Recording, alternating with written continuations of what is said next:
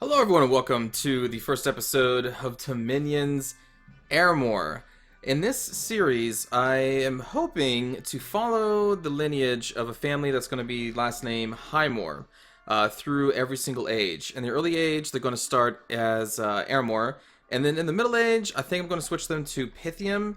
I kind of want to keep the Roman theme going, and then late age will probably continue to be Pythium, because I think, yeah, they stay till late age.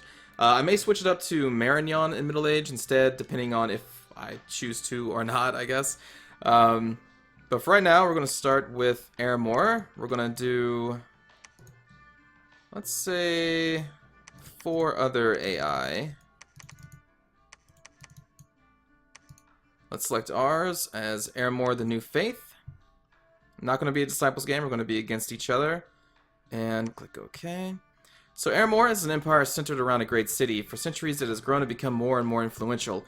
Traders and travelers from near and far come to the city. By military campaigns, diplomacy, and trade, Ermor has become a power to be reckoned with. By adopting local traditions and beliefs, the Ermorians posed little threat to neighbors and conquered peoples. But this has begun to change. A new god is arising. Old syncretistic faiths and spirit worships were banned by a prophet dressed in white shrouds. The remnants of his body and shrouds are buried in the holy city of Eldragate, where the adherents of the new faith are awaiting the arrival of the reawakened god foreseen by the prophet. The all-encompassing old state cult of the Numina still survives, but the Pontifex and Flamen are slowly adopting the new faith. Alright, so Ermor is basically like Rome, but in this game, Rome has access to lizard auxiliaries, and since this game is focusing on magic, we have all paths except blood, so they're pretty strong in magic. Well, we'll get to that later. It says right here, primarily fire, death, and astral. So they do have access to everything, but that's going to be the 3 that you want to focus on as Ermor. Their priests are very powerful and can heal afflictions, which is somewhat of a rare thing. Healing afflictions on priests is not something you get in every single faction, so that is really strong. We will click OK. Our god for this one is going to be a Master Enchanter. We're just going to pump him up to a level 3 Nature Mage. And then we're going to get this up to, I think it was 6. We want these up. Oh, that's right. I was going to make them dormant. How did I have this built? I think that's how I had it. We actually have some more points to spare, so let's do, instead of death, we'll focus on astral, or maybe that. Let's try that. Sure. Alright, so this is not going to be the Highmoor family. This guy is going to be, even though he's a god, in this game I'm going to kind of say he's not. He's going to be General, let's say, Culius. And we are going to be serving under General Culius. We'll get to that here in a bit. Number of starting provinces 1. That's fine. Magic site, or special site frequency, let's pump that up to like 55. I like magic sites, they're pretty cool. Keep that the same. Standard research, Thrones of Ascension, 5 points. Let's raise that up to 6. We'll do 6 level 1 thrones, 1 level 2. And Victory by Thrones of Ascension, we'll put that on there. Mainly, I'm going to try and conquer everybody, but through the process, we will get access to all the thrones that we need to, if everything goes correctly. Renaming will be allowed. Click OK. Here we go. So the story behind this is that Ermor has sent General Culius and me to take over this area from the powers that be that are already positioned here, which we're not going to know what they are because they're on random. So I'll have to find that out soon. So I'm doing a random map for the first time in a recorded series. I usually play with pre-made maps, but I'll just, you know what? Let's just do random maps. Alright, General Culius, God of Ermor. Just ignore the God part. We're not the God. So again, the point of this series, let's look at this land here. Oh, jeez, this is it, huh? Oh, this is going to be intense. There's 4 other players on this map. Oh, this is gonna be intense. This is smaller than I thought it was gonna be, but that's fine. We'll deal with it. Okay, so who we are gonna play as is a Legatus. So we want to usually I recruit researchers first, but first we're going to recruit a Legatus because we're going to make him a prophet, which is going to be us, Vrillen Highmoor. So we'll be able to rename him soon. And I'm not really going to delve into how to play this game. It has been a while since I've recorded a Dominion series, so there may be a lot of new people to the channel who don't actually know how to play it. For you, I am going to leave links below to other Dominion series that I did in the past, where I explained more how the game works. So I'll put some links down below to other Dominions playthroughs, so you can look at those. Alright, so for Ermor, what I usually do, though, on the first episode, is we do look at the units. So Ermor has access to assassins, which is kind of unique. Not everybody has assassins. We are ambidextrous. So what that means is that we can equip 2 one-handed weapons. Well, ideally you want to equip these assassins with magical gear that will make them ideal for a 1v1 situation, or like a 1v4 if they have bodyguards, which they probably won't. So we may deal with some assassins later, because it's something I honestly haven't done too much of. We have our basic scout, nothing unique there. Basic commander, which is a centurion, as you can see. Again, we can deck these people out with magic items if we so choose. Legatus Legionis, leadership 120, I think morale 2. Yep, morale plus 2 up to 4 squads, so that's a pretty strong commander. Then we get into the priests and casters. So we have the Acolyte, your very basic priest, only level 1, is a sacred unit, as priests are. Then we have our Researcher, what's going to become a Researcher, our Augur, which is just a level 1 Fire Mage and a level 1 Astral Mage. 9 research ability, they are fire resistant, and they are Fortune Tellers, which are pretty cool. This unit can prevent bad events. So those being our Researchers, we're going to have a lot of them, and I'm going to probably try and spread them out to multiple provinces just for their fortune telling to kind of kick in and prevent bad things from happening in the provinces that we control. And you could probably game the system a little bit in the god creation. You could, I'm assuming, throw misfortune into your scales and then kind of counter that with just a bunch of augurs, but I obviously didn't do that. But that's cool. Then we have our main caster, which is going to be base level 2 fire, 1 astral, level 2 death, and then we have a 100% chance of getting one of those. Then on top of that, a 10% chance of getting one of those. So it's a pretty strong caster who is also fire resistant. Unfortunately, is old age, but old age with Ermor can kind of be countered with their bishops. Their bishops are healers and they have recuperation. So what healers do is that, well, here you go. A unit with this ability will heal other units in the same province automatically. Up to 1 affliction per month will be removed for every point in this ability. Undead and lifeless beings are not affected. So what happens with old age is that eventually this character is going to start getting afflictions because they're old age. But the healers can heal those afflictions and kind of preserve your old people's lives so that they live longer. So that's kind of cool. It also works on their, I think it's Triarius? Yes. Their Triarius units are also old age. But if you're going to have a giant army of old people, you're going to need a lot of these bishops to keep them up and running. But still, it's a pretty powerful priest, level 2, and with the healer, we're definitely going to be grabbing them as our main priests. And then, like, our Uber priest is our Archbishop of the Sacred Shroud, who also has healer, recuperation. I'm sorry, this unit heals afflictions, that's what recuperation is. And then is also old age, so they'll be healing themselves. But they are a level 3 priest, which means they can claim Thrones of Ascension if my prophet dies, which let's hope they don't, because that's going to be us, the Highmoor family. So let's hope that doesn't happen. Then as far as units go, I'm going to ignore slingers because they suck. They're just terrible. We'll probably delve into a little bit of the levies. They're okay for the price. Very basic unit. What I like about Ermor is that they all have javelins. So before they get into combat, they just chuck their javelins and they can typically do some good damage. So above the levy, we have the Ascension, which is the quickly levied troops and militia. They are often placed in the rear where they are out of the way. So these guys are actually worse than the levies, I think. They have a slightly higher defensive skill, but their attack skill is lower, protection is lower, and their morale is a lot lower. So probably won't be going into those guys at all. Then we have the Roraris. The Rorari are young soldiers not yet experienced enough to join the Hastati. They are often placed behind the Triari, where they should be safe. We may delve into these guys a little bit. They're very basic soldiers, decent defensive skill, which most Ermor troops have because they're tower shields. And then their protection of 11, which is not bad. Again, they have spears and javelins, which is cool. Then we get to the Hastatus, which is only slightly better than the Roraris. Is that what they're called? I always call them Rorari. The Hastati are the basic unit of the Emorian army. They form the first line and will bear the brunt of the enemy attack. They are armed with a sword, javelin, and tower shield. They wear the Lorica Hamata, a light version of the Marverni Chainmail. Cool. But yeah, 16 defense skill, pretty strong for this age, I'd say. Protection 11, morale is 11, which is pretty cool. Attack skill is 10, which is really average, so not that great.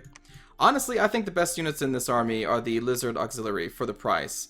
Their short sword does 15 damage, they have a javelin, they're poison resistant. They are cold-blooded, which is the one negative thing that they have, which means they fight worse. They have worse stats in cold provinces, so for fighting against any cold province nations, that could be bad. But their defense skill 15, protection of also 14. They have 11 hit points, 12 magic resistance. Their morale is slightly lower, but that could be countered by magic items or just by good commanders, so it's not too big of a deal. And for the price, I think the Lizard Auxiliary are the best units because they don't have old age, which the Triarius do. Even though the Triarius do have 18 protection, which is really high. Defense skill of 12, which obviously is not that great. 11 is okay. But you're getting there for the frontline protection because they also have Formation Fighter, which means they can just form a line and they move together without having the penalty to morale. People without the Formation Fighter do not, or if you put them in a formation, have morale penalties. Since this is just a single player game and not a multiplayer game, I may build some of these guys in the future, but I try to stay away from them because of the old age. It kind of sucks. But maybe when we get a lot of bishops going and we can extend their lives, then maybe we'll grab them. But going back here to the Principes, the Principes are elite warriors and form a second line behind the Hastati. If the Hastati fall, the Principes will deal a second and decisive blow against the enemy. They are armed as the Hastati, but wear a thick-scaled Lorica Squamata. So they have slightly higher protection and defensive skill, I believe, right? One more defensive skill, 2 more protection. Morale is the same? Morale is one higher, too. So these guys, probably them and the Lizards are going to be the mainstay of our army. We'll probably throw in other units in there again just for the flair and flavor since this is a single-player game. And then the Standard. So the Standard Bearers are prominent soldiers entrusted with the care of a standard. Standards are important to the morale of the legions, and their presence will strengthen the spirit of nearby soldiers. So these guys are also formation fighters, which means they can form lines with Triarius or anybody else and not take a morale penalty. And then they have Standard. So the unit with the Standard effect inspires courage in battle. All units in the same squad will have their morale increased by this amount and be less likely to break in combat. So I stick a Standard Bearer, or I try to, in every single squad in the game, because they're awesome. Getting 1 morale to an entire squad is cool. That's never a bad thing. Then we get to our Cav, the Equities, which are decent Cav for the early age. Their attack skill is really low. Protection's actually kind of not that great either, and they're pretty expensive. These guys probably won't focus too much on them because we also have access to the Equities of the Sacred Shroud, although I did not build our god to be a sacred god, meaning we don't really have great sacred bonuses. But their stats, their base stats are still better than the other Equities. I don't know. Depends. We'll see.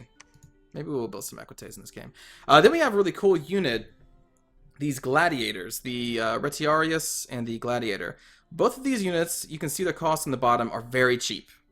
Their stats are pretty good and they're very cheap. The thing is, these 2 units will only fight in 1 battle, and then that is it. They have earned their freedom and they are gone. So, they have their place. I've used them somewhat effectively in multiplayer games. They're pretty cool. Not sure how much I'm going to use them in the single player game because I may not need them, but if an enemy is pushing on one of your castles and you need good troops and a lot of them, well, these guys can save you. Also, I like that these guys have the net, so they can net people and they make their defensive skill and attack skill go down, I think, if they're netted. Plus they can't move. I think that's how that works. Does it say here? Does not say, but I think that's what the net does. Plus they have high damage. They're pretty good. I like them. So that's the rundown of our units. Again, we're going to recruit the Legatus unit first, because that's who we're going to become. And then for the first turn, what we're going to do is start scouting at the little volcano. So Ermor, we're going to try and capture this corner if we can. With 4 other players, we're going to be coming across them pretty quickly. Let us move out. Now there is a tactic you can do, I guess I can just show it off with your scouts, where you can learn exactly what is in these provinces next to you. Scouts usually offer general information, but they don't offer exact information, so the way you can do that, which I'm not going to do much, but I'll just show it off here, is you go into their orders, you do the retreat in case you don't know, probably a lot of you veterans already know this. Stick them in the back, And instead of sneaking to a province, you want them to move there. So what that's going to do is it's going to start a battle, so you see exactly what's in there, and then they're going to get the hell out before the enemy can even kill them. And you just do that, rinse and repeat. I think it's kind of cheap to do it that way, but I'll show it off at least once so you can see it. Okay, so besides that, we need to recruit other units. We have 95 resources, 290 gold.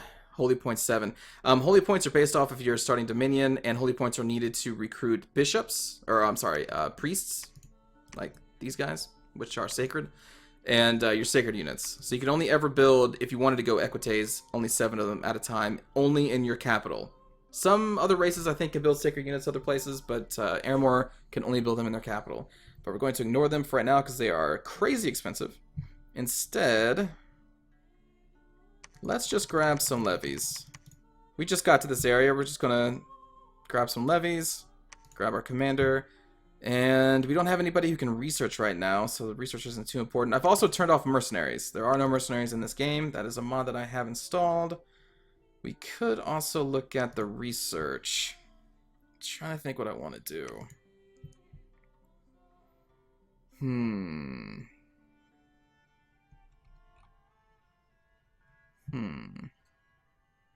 I like thaumaturgy. Thaumaturgy has the... Where are you? Paralyze spell for 2 astral. We don't exactly have anybody that can get 2 astral all the time, but you can't always empower mages to do that. Other than that, there are also pretty useful spells like Haruspects and other spells that can search for magic sites just with a spell instead of searching manually, which is cool. Sure. We'll do that whenever we get our researchers up. Okay. We don't need to move him. I think we're okay. End the first turn. Alright, so these are proclamations from our enemies. They are making their profits, which we did not do because we were waiting for the Legatus to be recruited. And here we go. So this is what you do. The battle starts. You can now see exactly what's in this province. They have a priest, a couple commanders, heavy infantry, light infantry, and archers. Nothing too crazy. And then our guy runs away. Boom, there you go. As I understand it, that's something that people do a lot in multiplayer. But again, I think it's just kind of... I don't really like it. It's kind of underhanded to me. Alright, so here is our person. So we're going to open up his screen, rename to Vrillen Highmoor. There we go. And you are going to become our prophet, which in this game really just means a high-ranking commander to me. Because again, I'm not playing this as if we actually have a god and a prophet, just more of a general, and his like second in command is High Legatus. But we're going to make him a prophet. And, oh, you know, actually, maybe we don't have to. If we're playing it that way, our general wouldn't have a prophet. Because becoming a prophet is really strong. So, you know what, maybe we won't. We just won't have a prophet, because it doesn't make too much sense with what I'm going for. Sure. Alright, so what we want to do is we'll spend another round recruiting some levies. Oh, you know what? We'll throw in a standard bearer in there as well. And let's look at what we already have. So here's our Centurion that we started the game with. We're just going to kind of migrate these people over, add these levies to this group, and then give them the orders to fire at the closest enemy. This will make sure that these units actually throw their javelins before they engage in melee combat, or they at least try to. And we'll do the same thing with these guys. We'll set them off to the side. We want Vrillen Highmoor to stay behind troops. It would be cool to get him equipped with some cool items later on in the game, but that's not for right now. Centurion will just kind of sit there, Pompeius, and we will move against... I think we'll actually move against these guys. I'm pretty sure we can't... Oh, you know what, just to be safe, we won't. This isn't a multiplayer game, I don't have to be too aggressive. We can just kind of take our time. And now our scout will go down here and start looking for our potential enemies. We got that done. Okay, so now we need to start getting some casters that would become our researchers. Again, they're going to be the augurs. We're just going to put that on repeat recruitment for a while because we want a lot of them. And we won't put this on repeat yet. And we'll just end the turn. There we go. Now we also have a standard bearer to increase the morale of these levies. So we should be okay to move out and start taking some territories. And there we go. We have our first researcher, Antonius. Going to the recruit tab. More levies or switch it up? Again, I think these people are pretty cool. I'll probably, you know, as a storyline, I'll probably have these guys come in later. Like, we get Lizard Auxilary reinforcements from Ermor.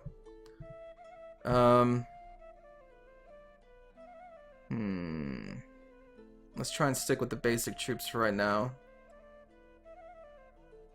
Status is going to probably be our, like, elite unit for right now. I'll tell you what, we'll just keep getting some levies. As we grow in strength, I'll let us build some bigger, better units. Alright, so let's keep moving our scouts. And we will end the turn. Pangea has now also made a profit. Our first battle as Ermor. Against these barbarian tribes who dare try to stand against the might of Ermor. There go our javelins, doing some basic damage.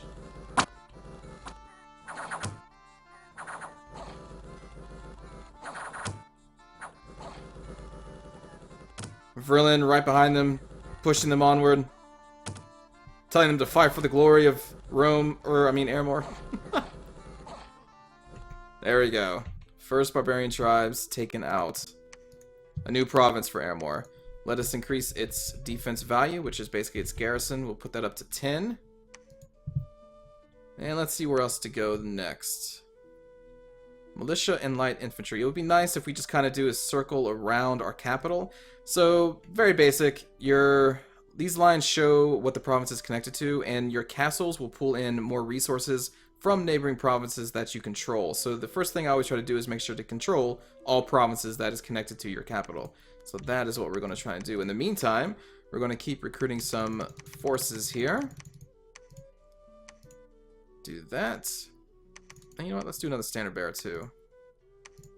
You always want to try and use all of your resources if you can. Those, you can't build them up. You just get the same amount every turn, even if you don't use them. So try and use them. Anything that you use access, like you see -5, that's going to be carried over to the next turn. So this unit is going to be cheaper to recruit next turn. Again, I won't get too deep into the mechanics, but you know, here and there may say some things. Scout. Still haven't seen anybody else. That's good. We also don't see any black candles, which denotes enemy dominion. The white candles is our own dominion, which is great. Ooh, we found an arena here. 25 extra gold per turn for the Empire now. Excellent.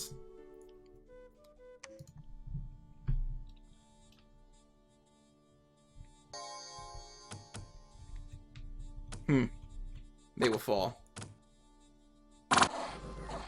Love those javelins. Look at that. They're already running. Cowards. Yep. Get out of here. Still no black candles. Alright, let's move up. What are these? 50 enemy units. Jaguar Tribe Warriors and Jaguar Tribe Slingers. Alright, so now we're going to bring in some reinforcements here. With the Centurion. Set them right there. So the way that this works, I can just show you this way. What you can do if you're attacking from multiple provinces is go to the province you're attacking after you've initiated all your orders, press the Y key, and it's going to bring up every single army heading there. And from here you can more easily place your units. So that when the battle starts, this is going to be the formation that happens. We want this guy to stay behind troops as well, because we don't want him to die. And we should be able to take out Jaguar Tribe Warriors. I hope. And then there's the one unit that we couldn't recruit last turn, but now it's going to be cheaper this turn. And we will continue just to grab levies, because we're not that strong yet. Haven't had time to get pretty powerful troops. Spy keeps moving. Let's increase the defense here to 10. And go. Alright, level 1 Thaumaturgy is now completed.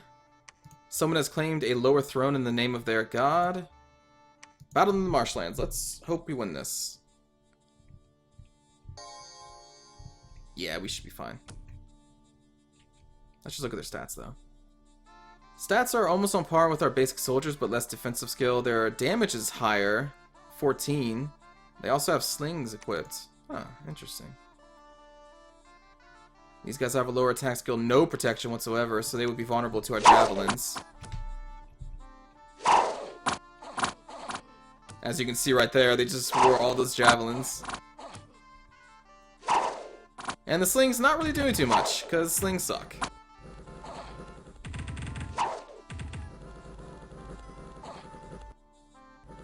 There we go. Another tribe conquered. Excellent. Unexpected event. Brigands have taken up residence in a ruin. Unrest plus 35. Eee. Right here. So you can see our unrest has gone up. That is not good. What we will do, the local defense is going to lower it by 1 per month. Let's up it a little bit to 20. You know what? Never mind. We'll just do 15. We'll send somebody over there to patrol if it's really necessary. Alright, next we have some barbarians. So what I'm going to do is now combine these reinforcements with Vrillen Highmoor. And we are going to send the Centurion back to gather more reinforcements for us to keep this campaign going. There we go. And it said Thaumaturgy level 1 is complete, so what do we get? Communion. We're probably not going to do anything with communions. Alright, nothing too crazy yet. So we'll just let the researchers keep doing their thing. They're piling up already.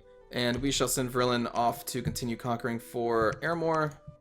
And let's check this corner. There's got to be an enemy over here. There's got to be. Anything else? Ah, defense. So what this does too, especially like in a multiplayer game, is that it makes it so that the enemy can't just use their scouts to take over a province, because if there's nobody defending it, then a scout can just attack and take it. Or other summons that people can do, like really crappy summons, but if there's nothing there to fight the crappy summons, then they take it. So having defense in your provinces are always a good thing. And they're also pretty cheap. Alright, so barbarians hit very hard. They are no joke. But hopefully the javelins weaken them a little bit. Ooh. We took some losses. Some of them are already running. There we go. How many did we lose in that one? 7 levies, 3 estatus. Ooh. So we got them. That is the important part. Alright, now we move up here and we will once again meet up with the Centurion. Oops. Make sure that they are in formation. Battle orders, fire closest. Excellent. So that should be good. Aha! I think that's Calum?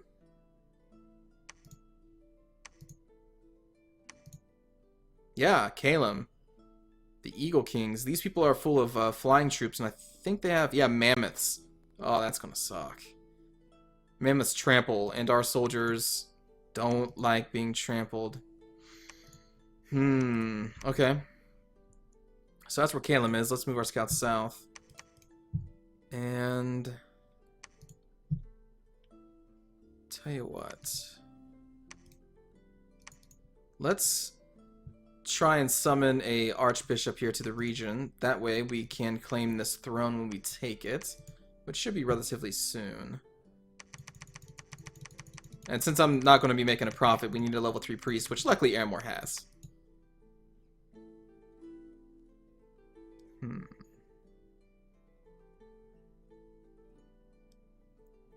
Yeah, it's fine. Okay, once again, let's get some defense here. Barbarians. It always pulls from whatever you can recruit in the province. So you can actually recruit things around here. Like we can recruit those Jaguar warriors if we want to. Oh, what is this? Monastery of Light, special site. Decreases unrest by 5, enables the recruitment of priest and a high priest. Nice. We also get the Jaguar tribe priest because that's just what's native to this region. But these are new because of the magic site, which is just a very basic priest and another very basic priest. So getting a level 2 priest out in the middle of nowhere is kind of cool, but we have very powerful priests that we can recruit in our capital, so we'll ignore them for now. But I forgot to mention this. So in regions that don't have a castle, you can recruit other casters that are unique to Ermor. These Flamen, which are priests and level 1 fire mages, which with the chance to gain access to water, earth, and fire. Or sorry, water, earth, and nature, which is unique because I don't think any of our casters in our castles can do that. No. Yeah, they can't. So the only way you can get access to nature, earth, or water is through these kind of like a renegade. Well, let's look at them. I forget their backstory is. The Flamen were mage priests of the Old Faith. They performed the ceremonies and burnt offerings to the Numina. With the coming of the New Faith, they had to adopt the new doctrines or suffer. The Flamen lost influence and power, but are still important to the marginal areas of the Empire. The bishops of Eldragate proclaimed that the Numia of natural phenomena were aspects of the awakening god, and thus the skills of the Flamen were kept in the Empire. All Flamen have some skill in fire magic, and most are also skilled in the second element or nature magic. So it's kind of cool. These guys have been pushed out of your castles, and the lore-wise is that they've been pushed out of the main cities because of this new faith that's taking over, but they are still allowed to kind of practice their things out in the boondocks, let's say. So this is where we're going to get access to the other 3 magics that we usually don't have access to. Plus, they're also sacred priests, which is cool. And then this unit, which is the Pontifex, bridge builders, were high priests of the Old Faith. They perform ceremonies and burn offerings. Okay, that's kind of basic stuff. So these are the same thing, but they're... actually, no. These are level 2 priests and then level 1 fire mage with no chance of getting anything else. They have some decent leadership, but... I mean, I guess if you need a slightly powerful priest out in the middle of nowhere, that's okay, because they're also level 1 fire mages as well. But really, I think I would focus on these guys simply because they give us access to the paths that we don't normally have. Potentially. But to get those, we're going to have to, since they're a priest and a mage, we need to build a laboratory and a temple in this province to gain access to these units, which is kind of expensive. You don't normally build labs and temples everywhere. Well, temples maybe, but labs not. You don't do those. Anyway, armies are moving. Scout is moving. We are recruiting. Yes. Okay. Intern. This fight should be pretty easy. Oh, these are blood mages. You can tell because of all the slaves around them. Putting our people to sleep, casting bleed on us. Oh, this thing is nasty. Dark Vines. 126 hit points. Oh gosh. We may not win this. We'll see. Our guys may run before they bring this thing down. Or maybe not. Alright, no, they got it. Alright, we have enough levies. Ermor is too strong for your blood magic. And nature magic. But it's kind of funny, the slaves do try to fight for their masters. They really suck, though. Oops, that's not the slave. Mindless. Yeah, their stats are pretty crappy, but they never run.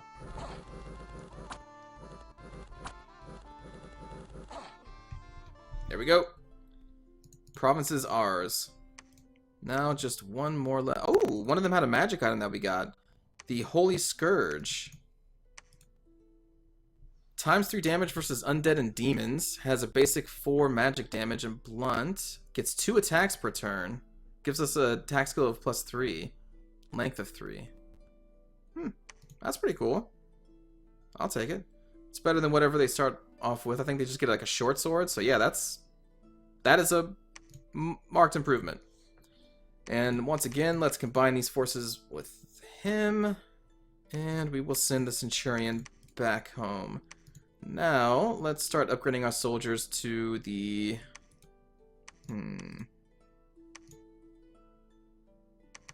a status.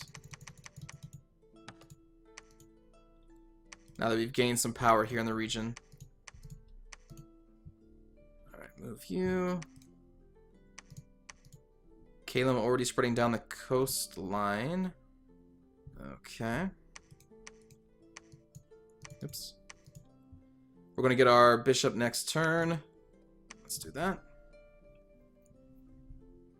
Level 2 thaumaturgy complete. And the last battle to buff our capital. It's against more barbarians. Shouldn't be that difficult with all the javelins. There they go. Alright, so now we're going to get a lot of resources here in our main city, which is awesome, because we're desperately needed for better troops. Let's add one more there. Oh, you know what? No. Let's grab a standard bearer. Then it'll stop. There we go. Alright, so we got our bishop. I only want one right now, so we'll cancel that. And now we'll go to... let's get a somewhat powerful caster, which is also unfortunately slow to recruit. Like, they are very powerful, but you can only recruit one every 2 turns, so that's your trade-off there. So we'll start recruiting you. Where's our bishop? There you are. Bishop Pompeius. Excellent. So now we need to go after this throne, which shouldn't be too hard. We're going to move Vrillen's forces back here. And then we will also move the reinforcements. And we'll also move the bishop here. Check out what level 2 thaumaturgy gives us. Bonds of Fire is something that we can cast. Shackles of Fire will trap the victim of the spell. If the victim tries to escape, the shackles become exceedingly hot. Otherwise, the heat stays bearable. A high morale is required to fight the heat and escape. Trying to escape may very well kill a weaker man. Very small spell. Okay, nothing too crazy yet.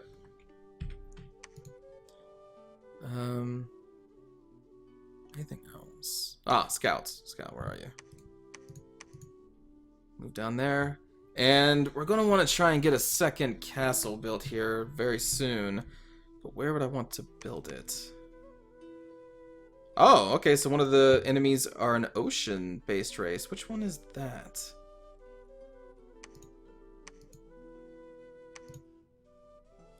Pearl Kings, Pelagia. Aquatic Tritons and Amphibious Mermen. Light Infantry, Medium Infantry, Sacred Aquatic Infantry. So amphibious usually means that they can come up on land, so I do have to worry about them. Look, little shark knights. That's funny. Alright, so we're going to have to protect our coastlines. Oh, I forgot to increase our garrisons here. Okay. For future castles, let's look at... Oh, we can't see the resources here yet. Probably want to build it here. Has a lot of connections. It's kind of sitting here in the middle of this mountain pass, so we probably want a castle there. If we can, get a castle here, or, well, preferably there, but Kayla may already have that one. And a castle here as our kind of first layer of defense to protect from our capital. That's the current plan. Then we got to figure out a way to kill these water guys. Not an easy task for us. We do have access to death magic, which means we could summon undead, and undead can go into the water. We may have to resort to that. We'll see. But that's going to do it for this very first episode, everybody. Hope you enjoyed. I will see you all in the second episode. Take care.